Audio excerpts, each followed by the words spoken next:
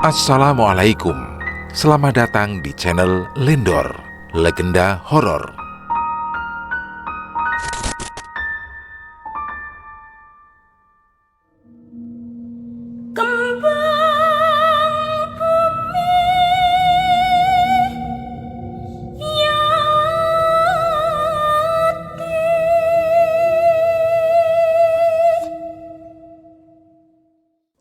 Jihan ingin bercerita tentang dirinya saat mengalami pelet yang berujung petaka. Saat itu Jihan masih SMK kelas 3. Ia berkenalan dengan pria yang umurnya jauh di atas Jihan melalui BBM. Setelah berkenalan, mereka memutuskan bertemu di malam hari di rumah teman Jihan di kota Depok. Anehnya setelah bertemu, Jihan langsung jatuh hati padanya. Padahal saat itu, Jihan punya pasangan, dan Jihan termasuk orang yang susah untuk jatuh cinta. Mulai dari situ, Jihan mulai jalan bareng dan pergi dengannya, lalu berpacaran. Saat Jihan dengan Wawan, Jihan merasa tidak ingin berpisah. Saat berpisah, Jihan selalu seperti memikirkan Wawan. Dan sampai 2 tahun pacaran, tiba-tiba Jihan bermimpi Jihan berhubungan badan dengannya. Tapi anehnya, seperti terasa nyata. Terasa seperti benar-benar melakukan itu, karena saat terbangun, tubuh Jihan basah keringetan, padahal kamar sedang dingin saat itu. Paginya Wawan telepon. "Tadi bagaimana mimpinya?" "Nggak mimpi apa-apa, tapi enak." "Apanya?" Wawan lalu tertawa. Setelah tahun ketiga pacaran, Jihan mengajak Wawan datang ke rumah untuk berkenalan dengan nenek dan mama. Nenek Jihan memang bisa melihat hal gaib. Nenek Jihan selalu memandangi Wawan, seolah tak suka. Ketika Wawan pergi, nenek Jihan bilang, "Udah Neng, putus aja. Lagi pula lain agama. Wawan gak bagus buat kamu." Mama pun menambahkan Jihan, "Lagi, mukanya jelek begitu kok lo mau?" Jihan menjawab, "Apaan sih mah? Orang ganteng begitu?" Karena memang Wawan di mata Jihan amat sangat tampan dan gagah. Orang tua Jihan amat menentang kami. Sampai akhirnya Jihan kabur dari rumah untuk tinggal bersama Wawan. Saat tinggal sama Wawan, Jihan disiksa, dipukuli, dan dilecehkan. Tidak dikasih makan. Tapi anehnya saat itu, Jihan hanya ingin bersama Wawan saja. Dan seolah Jihan lupa dengan keluarga Jihan. Jihan tidak coba menelpon keluarga Jihan, karena Wawan suruh Jihan matikan HP-nya. Saat malam hari, Jihan mimpi didatangi nenek-nenek pakai kebaya. Yang Jihan ingat jelas itu adalah Mbah Buyut Jihan. Beliau bilang, "Neng, pulang. Nenek sakit." Malam itu juga, Jihan nangis minta pulang ke rumah sambil teriak-teriak. Akhirnya, dengan luka di muka dan bibir yang pecah, Jihan tiba-tiba melihat nenek Jihan sudah terbaring di tempat tidur tak berdaya. Besoknya, HP Jihan disita oleh mama.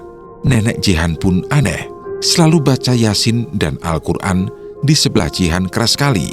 Dan nenek selalu basuh muka Jihan pakai air bekas ngaji. Foto-foto Jihan di rumah pun gak ada. Sudah dilepas Jihan. Bingung kemana foto itu. Saat Jihan tanya, tak ada satupun yang menjawab. Baru 3 hari, Jihan pulang ke rumah tanpa memegang HP untuk mengabari Wawan. Tiba-tiba saat jam 3 malam, Jihan mimpiin Wawan. Wawan menyuruh Jihan temuinya di suatu tempat yang Jihan gak tahu itu di mana. Saat itu, Jihan keluar rumah. Jihan punya uang hanya Rp5.000. Dia jalan kaki melewati kuburan dan jalanan yang gelap. Sampai akhirnya, Jihan naik angkot, lalu jalan kaki jauh. Dan benar, gak lama kemudian Wawan datang samberin Jihan. Akhirnya, Jihan ikut tinggal dengan Wawan kembali. Jihan seolah lupa kembali dengan nenek Jihan dan keluarganya.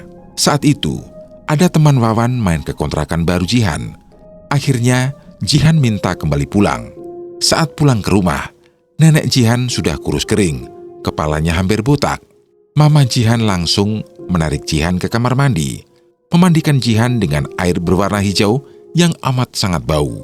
Jihan dikeramasin dengan kembang 7 rupa, dan saat itu Jihan pingsan. Lalu Jihan diangkat oleh kakak Jihan ke kamar. Saat sadar, nenek Jihan langsung peluk Jihan dengan rambut yang tipis sekali. Padahal sebelumnya, rambut nenek amat tebal. Jihan kemudian bertanya, "Kok rambut nenek begitu?"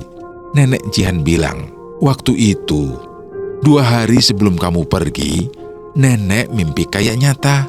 Ada makhluk hitam besar, tangannya panjang, tapi kecil sekali. Lalu datang dan berteriak, 'Mana Jihan Nurhaliza? Saya diutus ke sini untuk jemput Jihan.' Tapi sampai di depan rumah, ada cahaya yang terang. Salahnya nenek, dia buka pintu. Wawan langsung sabet nenek pakai tangan, dan rambut nenek langsung rontok. Hingga akhirnya, nenek gak nafsu makan. Dari situ setiap harinya, Jihan dimandikan air hijau. Kata mama, itu dari Ustadz, biar Jihan lupa dengan Wawan. Setelah beberapa bulan berlalu, Jihan dijodohkan dengan lelaki lain. Jihan pun sudah mulai lupa dan tidak ingat dengan Wawan lagi. Anehnya, saat mau menikah, tiba-tiba Wawan telepon ke nomor baru Jihan. Entah dia tahu dari mana, tapi di situ Jihan langsung nangis minta ketemu Wawan. Jihan lari-lari nemuin Wawan, terus peluk Wawan minta dibawa kabur. Padahal sebelumnya Jihan gak ingat Wawan. Akhirnya Jihan pergi kabur lagi, dan kali ini Jihan tinggal sendirian. Tapi Jihan tidak diperbolehkan kemana-mana. Setelah pernikahan Jihan batal dengan orang lain itu, baru Jihan diperbolehkan pulang. Saat sampai di rumah, Jihan nangis-nangis kayak orang gila. Jihan dibawa ke rumah Ustadz itu. Jihan coba disembuhkan, tapi sebenarnya Jihan masih tetap ingat Wawan. Dan akhirnya Jihan dikurung sama mama sampai kakak Jihan berhenti bekerja buat awasi Jihan 24 jam. Tapi sampai suatu ketika, Jihan bertemu dengan teman kakak Jihan. Orangnya biasa saja. Tapi setelah kenal si temannya kakak, Jihan lupa dengan Wawan. Hidup Jihan serasa bahagia. Tubuh Jihan yang tadinya kurus kering, perlahan mulai gemuk. 3 hari kenalan, Jihan langsung putuskan untuk tunangan dan akan segera menikah. Saat Jihan ingin menyebar undangan nikahannya sendiri, Wawan datang lagi ke depan Jihan. Dan itu entah dari mana datangnya. Dan anehnya, Wawan itu bisa tahu kalau Jihan ada di mana. Biasanya, kalau setiap bertemu dengan Wawan, bawaannya Jihan mau ikut Wawan dan mau kabur aja dari rumah. Namun kali ini berbeda. Saat ditanya, Jihan tidak mau ikut. Tapi sore itu, Jihan bilang bahwa dirinya tidak ada perasaan apa-apa lagi. Sampai akhirnya, Jihan dipaksa ikut dan diancam ingin dibunuh. Saat ikut, Jihan disekap, Jihan dipukuli. HP Jihan dibanting, SIM card-nya diambil, emas Jihan diambil. Lalu Jihan ditinggal sendirian tanpa diberi makan dan minum. Dan kebetulan, saat itu Jihan sedang berpuasa. Dalam ruangan, Jihan merasa ingin bunuh diri. Jihan hanya mengingat muka si temannya kakak Jihan yang bernama Budi. Sampai akhirnya si Budi datang dengan polisi.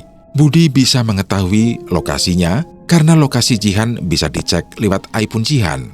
Dan kebetulan Budi tahu ikut Jihan. Jihan pun dibawa pulang. Dan beberapa hari kemudian kami pun menikah. Setelah menikah, hidup Jihan bahagia. Beberapa minggu setelah menikah, Jihan pun hamil. Jihan pikir hidup Jihan bahagia. Namun ternyata itu semua awal dari petaka. Saat itu kehamilan Jihan masuk di usia 5 bulan. Jihan memimpikan Wawan datang sambil membawa anak kecil bergaun merah dan membawa balon berwarna hitam. Jihan pun bangun karena ketakutan. Bersamaan dengan itu, perut Jihan kontraksi hebat sampai harus dilarikan ke rumah sakit. Setiap hari Jihan selalu memimpikan anak itu. Bersamaan Jihan bermimpi buruk, perutnya selalu mules. Akhirnya pihak keluarga membawanya ke Ustadz. Ustadz itu bilang, ada seseorang yang ingin menyantet Jihan supaya keguguran. Namun saat itu, santetnya berhasil ditahan. Tapi di saat usia kandungan Jihan 6 bulan lebih, Jihan terus-terusan mules dan tepat jam 3 pagi. Akhirnya anak pertama Jihan lahir dengan selamat. Seluruh keluarga bahagia saat itu. Dan tiap kali mereka membacakan lantunan suara Al-Quran dan sholawat agar si anak terhindar dari gangguan gaib. Namun jika sudah memasuki waktu malam, si anak Jihan ini selalu nangis-nangis. Hingga menginjak usia 5 bulan, Gangguan-gangguan aneh terus menyerang kepada anak Jihan. Namun untungnya, Ustadz yang biasa menyembuhkan Jihan berhasil memberikan pertolongan kepada anaknya tersebut. Singkat cerita, ketika anaknya berusia 2 tahun, Jihan hamil lagi. Namun lagi-lagi gangguan yang sama terjadi kepada anak Jihan yang kedua ini. Saat usia kandungan Jihan masuk 9 bulan, ada keanehan yang terjadi. Tiba-tiba Jihan mimpi diselendangi kain hijau di leher oleh sosok penari wanita. Keesokan harinya, bayi dalam kandungan Jihan gak bergerak sama sekali. Jihan yang mengetahui hal itu langsung memberitahukan kepada Budi dan seluruh keluarganya. Alhasil, Jihan pun dibawa ke rumah sakit lagi dan segera melakukan operasi sesar. Saat itu, dokter menjelaskan bahwa bayi Jihan kelilit tali pusar sampai mencekik lehernya. Dokter bilang ini aneh. Hal itu disebabkan bayi yang sudah masuk usia kandungan 9 bulan sudah tidak bergerak mutar karena kepala sudah masuk ke jalur lahir. Kok bayi ini bisa sampai tercekik? Sampai akhirnya, ketika proses operasi itu dijalankan, bayi itu berhasil diselamatkan. Akan tetapi, lagi-lagi gangguan belum selesai sampai di situ. Saat dirawat, Jihan selalu melihat perempuan yang mengikatkan selendang di leher itu. Sampai akhirnya, ketika Jihan pulang ke rumah, ia langsung beristirahat dan tidur di kamar. Saat itu, yang berada di kamar antara lain adik Jihan, Jihan dan kedua anaknya. Tiba-tiba, adik Jihan terdiam sejenak. Ia kemudian bilang dengan nada yang berat, "Anakmu seharusnya mati saja. Kenapa dia tidak mati?" Mendengar hal itu, Jihan langsung panggil ayah dan nenek Jihan. Jihan lalu ceritakan hal ini kepada nenek. Namun nenek menyuruh kepada Jihan untuk tenang. Tiba di saat malam harinya, saat seluruh keluarga sedang tertidur, tiba-tiba Jihan terbangun. Dan saat yang bersamaan, Jihan lihat jari anak Jihan yang kedua sudah terikat dengan rambut yang sangat panjang. Jihan sendiri tidak tahu dari mana rambut itu berasal. Ikatan rambut itu membuat jari anaknya membiru. Jihan langsung beritahu hal ini kepada suaminya. "Yah, jari adik ya. Astagfirullah. Ambil pinset. Ayo copotin." Jihan berusaha keras untuk memotong rambut itu. Namun rambut itu sulit dipotong. Akhirnya malam itu juga, Jihan larikan anaknya ke dokter dekat rumah. Sesampainya di sana, dokter susah payah untuk lepasin rambut itu. Dan beruntungnya, rambut itu bisa dipotong. Setelah terlepas, dokter itu bilang, "Siapa orang iseng yang tega ikatan rambut di kaki anak ini? Ini tuh rambut. Diikat, lalu dililit, lalu diikat lagi, begitu terus. Jika telat, bisa diamputasi karena pembengkakan." Jihan menjawab, "Di rumah, semua rambutnya pendek, dokter." Dokter merasa aneh. "Iya, tapi ini pasti dibikin sama orang ini, karena nggak mungkin sendiri. Untung cepat dibawa, kalau nggak busuk." Setelah kejadian hari itu, besoknya anak kedua Jihan bengong, tidak mau makan minum, dan tidak mau minum susu. Dia hanya diam saja. Saat malam harinya, anak Jihan kembali menangis. Saat itu Jihan bawa ke rumah Ustadz yang pernah menolong Jihan. Dan Ustadz itu bilang kalau anaknya diculik sama makhluk yang rambutnya sangat panjang. Singkat cerita, di tahun 2020, Jihan bertemu kembali dengan Wawan. Wawan bilang kalau dia gak akan terima jika Jihan meninggalkan Wawan. Daripada Jihan diambil orang lain, lebih baik Jihan mati.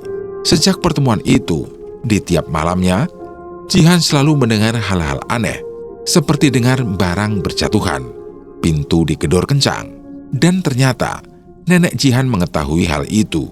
Sampai akhirnya, nenek Jihan terjatuh saat hendak membukakan pintu rumah yang selalu digedor-gedor oleh orang yang tidak dikenal. Dari situ nenek Jihan mulai lumpuh. Sampai saat dimana teror belum juga usai, nenek Jihan pun menyuruh Jihan untuk pindah rumah. Karena kondisinya, rumah sudah dikelilingi banyak sosok-sosok kiriman.